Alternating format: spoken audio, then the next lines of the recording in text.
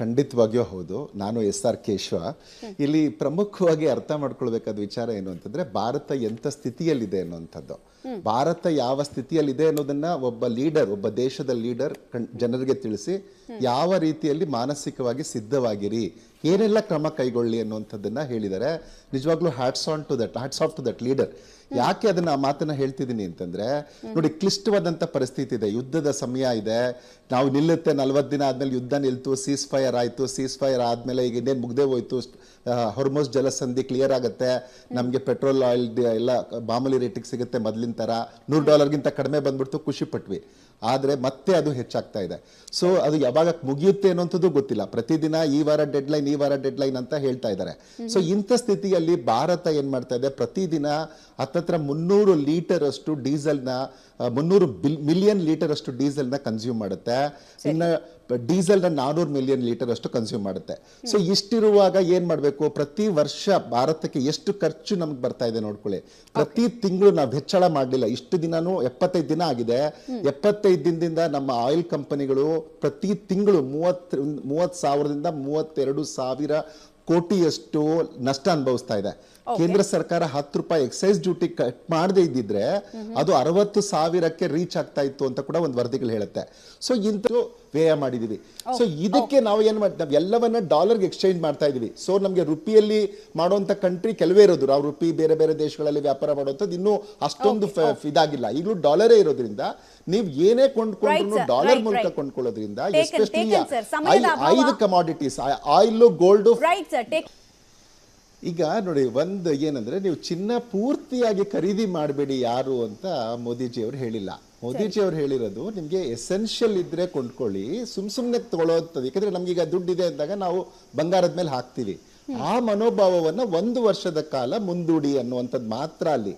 ಹಂಗಾಗಿ ಇದರಲ್ಲಿ ಏನಾಗುತ್ತೆ, ನಿಮ್ಗೆ ಇಡೀ ಚಿನ್ನದ ಅಂಗಡಿಗಳೆಲ್ಲ ಮುಚ್ಚಿಬಿಡುತ್ತೆ, ಅಕ್ಸಾಲಿಗರಿಗೆ ಕೆಲಸ ಇರಲ್ಲ, ಈ ತರದ ಅಲ್ಲ. ಏನಂದ್ರೆ ಅದನ್ನ ನಾವು ಈಗ ಸದ್ಯದ ಮಟ್ಟಿಗೆ ಏನು, ನಾವು ಈಗ ಮದುವೆ ಇದೆ, ಇನ್ನೊಂದು ಕಾರ್ಯಕ್ರಮ ಇದೆ ಮನೆಯಲ್ಲಿ, ಒಂದು ಬಂಗಾರನ ಕೊಂಡ್ಕೊಳ್ಬೇಕು ಅಂತಂದ್ರೆ ಅವ್ರಿಗೇನು ಅವರು ತಗೋಬೇಡಿ ಅಂತ ಹೇಳಿಲ್ಲ. ಅನ್ನೆಸೆಸರಿಯಾಗಿ ತಗೋಬೇಡಿ, ಅದನ್ನ 1 ವರ್ಷಕ್ಕೆ ಮುಂದಕ್ಕೆ ಹಾಕಿ ಅಂತ ಮಾತ್ರ ಹೇಳಿದ್ದಾರೆ. ಈಗ ಭಾರತದ ಮನೆಗಳಲ್ಲಿ ನೀವು ನೋಡಿದ್ರೆ ಈಗಾಗಲೇ 34 ಇದು ಮೋರ್ಗನ್ ಸ್ಟ್ಯಾನ್ಲಿ ಅವರು ಒಂದು ವರದಿ ಹೇಳುತ್ತೆ, 34,600 ಟನ್ ಬಂಗಾರ ಭಾರತದ ಮನೆಗಳಲ್ಲಿದೆ. ಅಂದ್ರೆ ನಮ್ಮ ಭಾರತದ ಇವತ್ತು GDP ಏನಿದೆ ಅದರಷ್ಟು ಮನೆಗಳಲ್ಲೇ ಇದೆ, ನಮ್ಮ ಭಾರತೀಯರ ಮನೆಗಳಲ್ಲಿ ಅಷ್ಟು ಬಂಗಾರ ಇದೆ.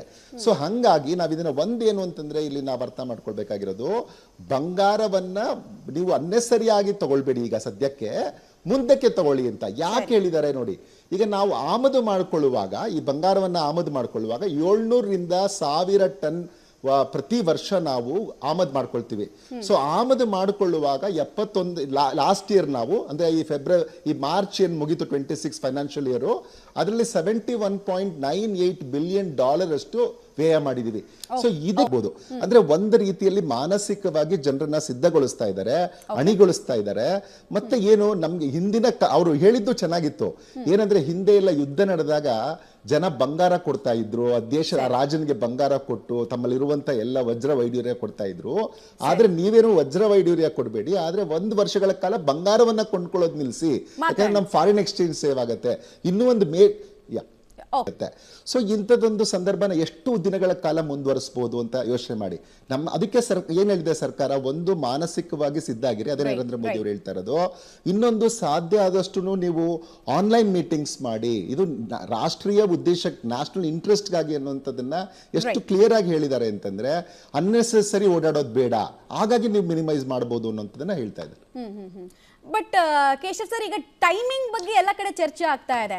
ಈ ಇರಾನ್ ಮತ್ತು ಅಮೆರಿಕ ಇಸ್ರೇಲ್ನ ಯುದ್ಧ ಶುರುವಾಗ್ತಿದ್ದ ಹಾಗೇನೆ 70ಕ್ಕೂ ಹೆಚ್ಚು ಕಂಟ್ರಿಗಳು ಆವಾಗಲೇ, ಇವಾಗೇನು ನರೇಂದ್ರ ಮೋದಿ ಅವರು ಮೇನಲ್ಲಿ ಹೇಳಿದ್ರು, ಮಾರ್ಚ್ ಮೊದಲ ವಾರದಲ್ಲೇ ಇಂಪ್ಲಿಮೆಂಟ್ ಮಾಡಿದ್ರು. ವರ್ಕ್ ಫ್ರಮ್ ಹೋಮು, ಡೀಸೆಲ್ ಪೆಟ್ರೋಲ್ನ ಜಾಸ್ತಿ ಬಳಸಬೇಡಿ ಅಂತ ಹೇಳಿದ್ರು 70ಕ್ಕೂ ಹೆಚ್ಚು ಕಂಟ್ರಿಗಳು.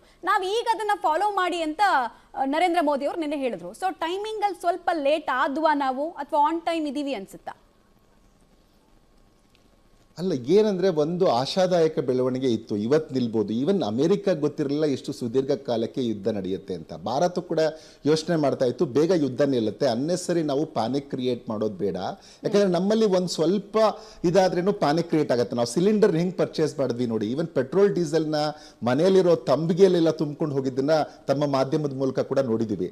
ಸೊ ಇಂಥ ಒಂದು ಸಿಚುಯೇಷನ್ ಅಲ್ಲಿ ಇಲ್ಲ ನೀವು ಮನೆಯಲ್ಲೇ ವರ್ಕ್ ಮಾಡಿ ಅಂದ ತಕ್ಷಣ ಇನ್ನಷ್ಟು ಪ್ಯಾನಿಕ್ ಕ್ರಿಯೇಟ್ ಆಗುತ್ತೆ ಅನ್ನುವ ಒಂದು ಕಾರಣಕ್ಕೆ ಆಗ ಹೇಳಿಲ್ಲ. ಈಗಲೂ ನೋಡಿ ಅವರು ಬೆನ್ನೆ ಹೇಳಿದ್ದಾರೆ ಇನ್ನೊಂದು 5-6 ದಿನದಲ್ಲಿ ಹೆಚ್ಚಳ ಆಗ್ಬೋದು. ಅಂದ್ರೆ